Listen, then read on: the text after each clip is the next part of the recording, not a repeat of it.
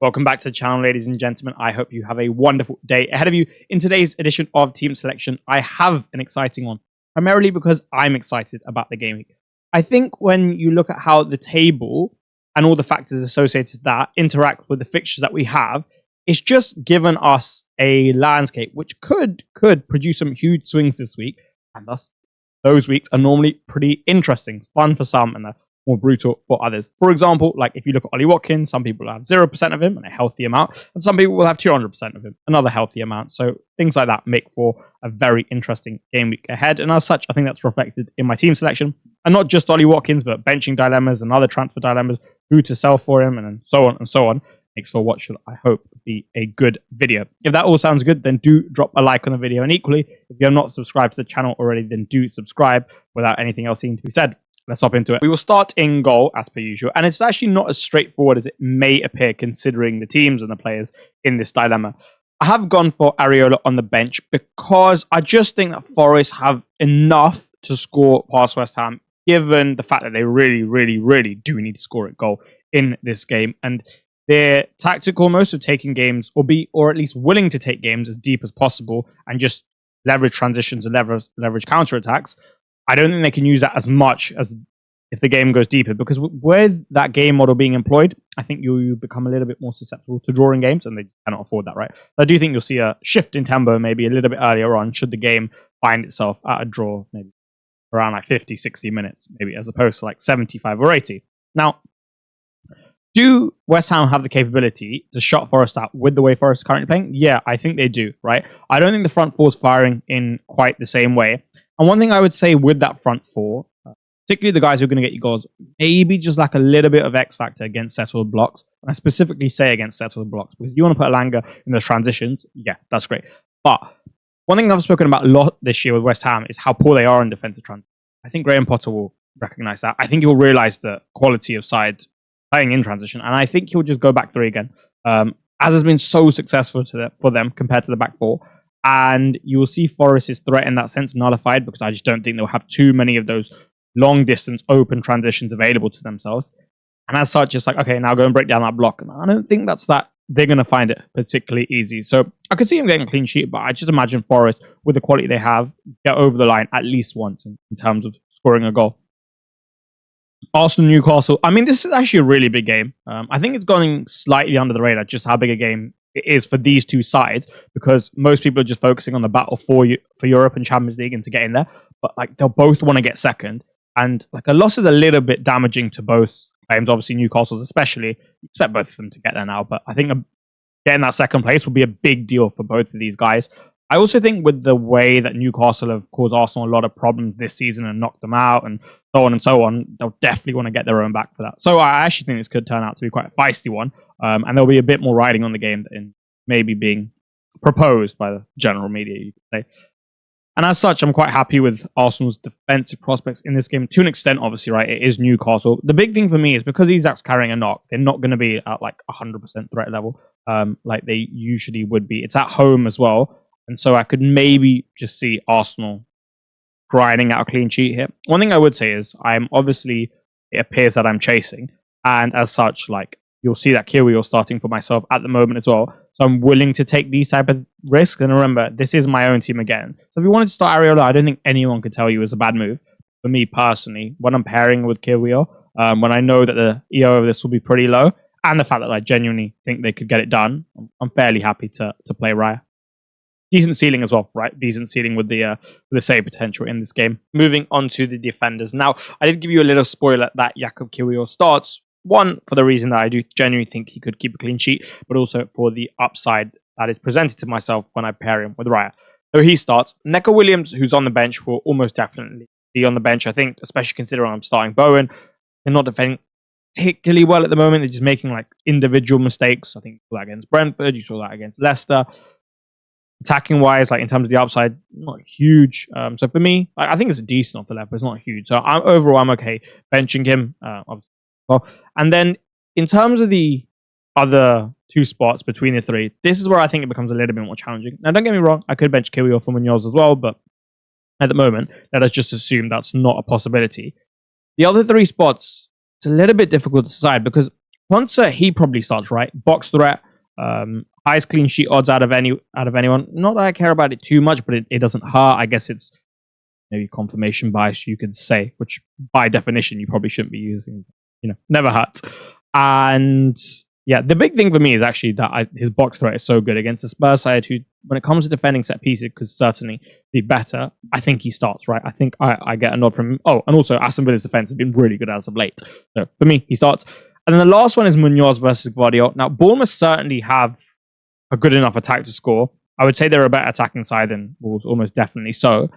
It's just that City are defending so well at the moment. And whilst Munoz is a wing back who's just up and down and always in and around those goals and assists, when it comes to Gvardiol, he's still got the ability to score goals, even if it's just from set pieces, and he's really good from those as well, right? Then obviously you factor in that Palace have the FA Cup final. I know they're playing City, but it's a dead rubber game against Wolves, whereas for City, it's everything. And I think they'll just be a little bit sharper as a result and probably play a stronger 11 in comparison to what they could put out, comparison to what Palace could put out. So that's one I'll toss up. It's probably one I'll speak about in solving your problems tomorrow. At the moment, primarily due to the FA Cup final, Munoz finds himself on the bench. I obviously own Cunha, and we'll come on to that as well. But this is certainly something for me to ponder over. The rest of that, otherwise, looks pretty good. And now we can move on to the midfield, which will look slightly different in setup to how it's usually done in this video. Now, you'll see the midfield lineup in a 5-man midfield with a slot missing, and that will all be explained in the next section where we have a lot to discuss. But these 4 guys, they will definitely be starting from left to right. Bukayo Saka, I mean, how can I not start one of the best players in the league at home as a differential, right? Obvious. How can I not start Bowen as well, given that Forest haven't been overly great defensively? He's been unbelievably good for myself for that entire season, but as of late as well.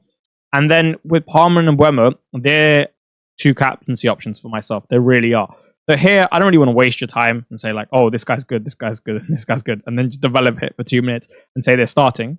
So I'll leave it at that. Aside from Cole Palmer, because a lot of you will be thinking about bringing him in. And what I said in Everything You Need is something that I still very much agree with, in the sense that this is a unique opportunity, and the upside presented to yourself, for the security of the player at least, it's just a unique opportunity. Like, how often are you going to get a player of Cole Palmer's ability in a must-win game at home to the 17th place side in the league, who aren't even fully focusing on the league, in a game like this? Like, it's just rare. At an effective ownership like this, like, it's really rare. I think if you can do it, even if it's for Salah, personally, I'm doing it. I don't think Salah's going to go parabolic against Brighton, whereas Palmer, I genuinely think could against Manchester United. And I will discuss this more in the captaincy section. But I think it's just such a unique opportunity that I do quite like it for a lot of you thinking of going it. Whether you're chasing or not, I think it's just more of an optimal move, in my opinion. Now we will move on to the rest of the team, and you will see what I mean about how it's slightly different this time around. You will see that I have 16 players in my squad, yet only 2 on the bench, a full starting 11, and then 2 just hanging out to the side. So why? I think, okay, actually no. Let's start with Omar Mamouche. He's going to start for me, right? I think he's in City's first choice 11. I think he'll play off the left in a second striker type role with Haaland. I think that's his best position, best role. I think the conditions that Bournemouth provide him with are pretty good in terms of him being able to generate returns from that type of role. And he's got quality. And for me, I have to play him for those reasons, right? So I'm good with that. Mamouche starts. Now, therefore, there's 2 other spots in the team. Either 1 midfielder or 2 forwards. 1 midfielder and a forward, or 2 forwards. And they could be between Cunha, Isak, like those 2 could play. It could be Sarr, Watkins. It could be Watkins, Cunha. It could be Watkins, Isak. It could be Isak, Sarr, and so on, right? So what am I going to do? I think I'm going to bring in Ollie Watkins. Spurs at home, United away. The floor's too high for me to ignore. It's not so much the ceiling. If I could bet against Watkins here, I would. And I could, but I just don't think it's entirely logical. I think there's a reason he's so popular, and it's primarily the fixtures in combination with that floor. Even if I do bet against him, and I do win, I'm taking on a big risk, and the upside isn't really there due to his floor, right? Like, there's only so much I'm realistically going to win by. So I do think he comes in, right? So let's just assume that that's the 10th player. The 11th is either Sarr, Cunha, or Isak. And then it's like, okay, if I do bring in Watkins, which one do I want to sell, Isak or Cunha? Because on the last day, I like Isak at home to Everton. It's just with his injury that he's been carrying, and he hasn't looked anywhere near as sharp as his usual self. I don't love that. Then if I keep him, do I bench him? Probably. With Cunha, I'm not so confident in his expected minutes, just given what people are saying this week. But I do quite like him for Brentford at home. That's his like going away game. I think he'll want to say like goodbye to the fans. They've had a rocky relationship, but overall, I think they actually love him so much, and I definitely think you'll feel that. I want to give a bit back. I think the conditions that Brentford provide you with always are ones where there's goals on offer. Such a top player, high ceiling. Do I really want to sell that in 38? It's almost just made up for him to at least get a return or a haul, right? Do I really want to sell him there? But then I don't love him this week. And then Isak's also pretty good for 38. So that's one thing I keep tossing up between them. And then with Ismail Assar, what condition are Palace going to be in? What conditions is he going to be in? I think he personally will be okay. I spoke about yesterday, his physical conditioning is so good. I think he's been one of Palace's best players this season easily, right? And he could definitely get some returns against Wolves, and he could definitely haul as well, right? We might save it for the FA Cup, but if I start him, let's hope not. So he could easily find his way into the side. If I had to choose right now, I think I may potentially stick Isak on the bench, start Ollie Watkins, start Ismail Assar with him, sell Cunha. I don't love that for 38, but it's a feeling for this particular game week. And then obviously I can bring Isak back into the side for game week 38. If I had to do it, like if I had to choose right now, that's what I think I do. But it is so close, and like I could change my mind by the time we get to solving your problems. But if I had to make a choice, that's probably what I would do right now. Pretty bullish on Ollie Watkins, just doing at least decently for the remainder of the season. Finally, we shall end with captaincy. And it's an interesting one because whilst on screen, I have Cole Palmer as my captain. And whilst he will probably be my captain, I don't actually think in isolation, in terms of expected points, he's the best captain in this team. I think that's actually my vice captain, which is Bryan Mbeumo. I would say he's the only person in this team who's pretty much got everything going for him this week. And maybe the only player in the game who's got pretty much everything going for him this week. Then why would I go and captain Cole Palmer? Well, it's largely strategic. And that's pretty much it. It's largely strategic. Why? The reason as to why I'm captaining him over Mbeumo. Now, what's the justification for even handing Palmer the armband in the first place, aside from the strategic side of things? Well, United aren't great. And it's mainly just that. It's United aren't great, and he's pretty good. I'm not overly confident about how he interacts with this back three system. I could see it going well. I just don't think I have the same level of certainty I have at times in the past when I've gone against a popular captain. I don't know how he's necessarily going to function without Nicholas Jackson. I don't know necessarily how good we're going to be without like that type of strike as well. I don't know necessarily who's going to play at 9.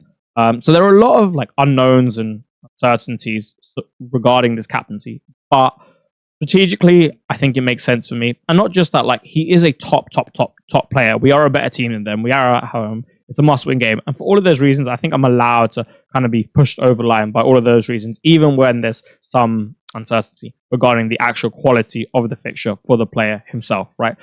Yeah, that's basically why I'm going Cole Palmer, more strategic. I think if I had to pick like the best captain in terms of expected points, I'd go Mbeumo. I prefer him to Ollie Watkins, mainly due to the ceiling, the fact that Watkins is a forward, but I also think Mbeumo's personally got more going for him this week. Given my position again, I'm almost definitely not going to be captaining Watkins, nor do I think he's the best option either. Like, I really do think it's Mbeumo. And I'd probably have Palmer. I'm not sure if I'd have Palmer above Watkins in terms of the fixture matchup, but I think given he's a mid, like, it's definitely justifiable. And given he's Cole Palmer, it's also justifiable as well. So, not the typical captaincy you see, not the typical type of justification you see on this channel, basically, anywhere else.